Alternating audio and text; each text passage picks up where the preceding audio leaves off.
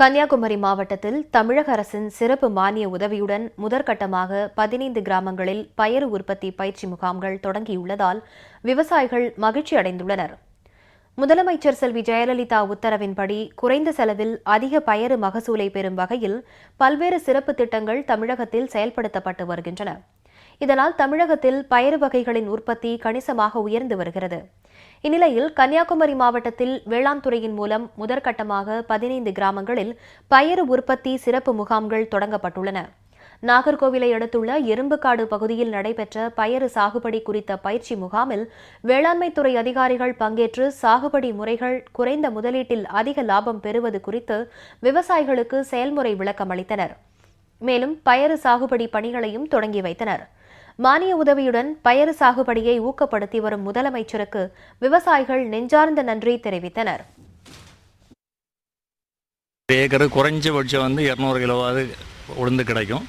அந்த உளுந்து கிடைச்சாலும் குறைஞ்சபட்சம் 200 கிலோன்னு பார்க்கும்போது ஒரு 20,000 ரூபா கிடைக்கும், விவசாயிக்கு வருமானம் கிடைக்குது. அது மட்டும் இல்லை, இப்போ அவங்க மானியம் ஒரு கிலோவுக்கு 25 ரூபா மானியம் கொடுக்குறதுனால அந்த மானிய திட்டமும் பயனுள்ளதாக இருக்குது. அதனால் விவசாயிகள் அனைவரும் பயன்பெறுவது ஒரு வாய்ப்பு. மாண்புமிகு அம்மா இந்த திட்டத்தை அறிவிச்சிருக்கிறதுனால விவசாயிகளுக்கு அது ஒரு வாழ்வாதாரத்துக்கு உறுதுணையாக இருக்கும். நாங்கள் விவசாயிகள் சார்பாக நன்றி தெரிவித்துக் கொள்கிறோம்.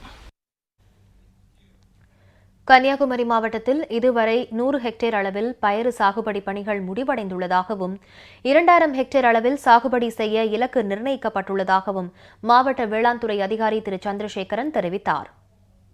கன்னியாகுமரி மாவட்டத்தில் 15 கிராமங்களில் இந்த தேசிய வேளாண் வளர்ச்சி திட்டத்தின் கீழ் பயிர் வகை பயிர்களுக்கான சிறப்பு முகாம்கள் நடத்தப்பட்டு வருகிறது.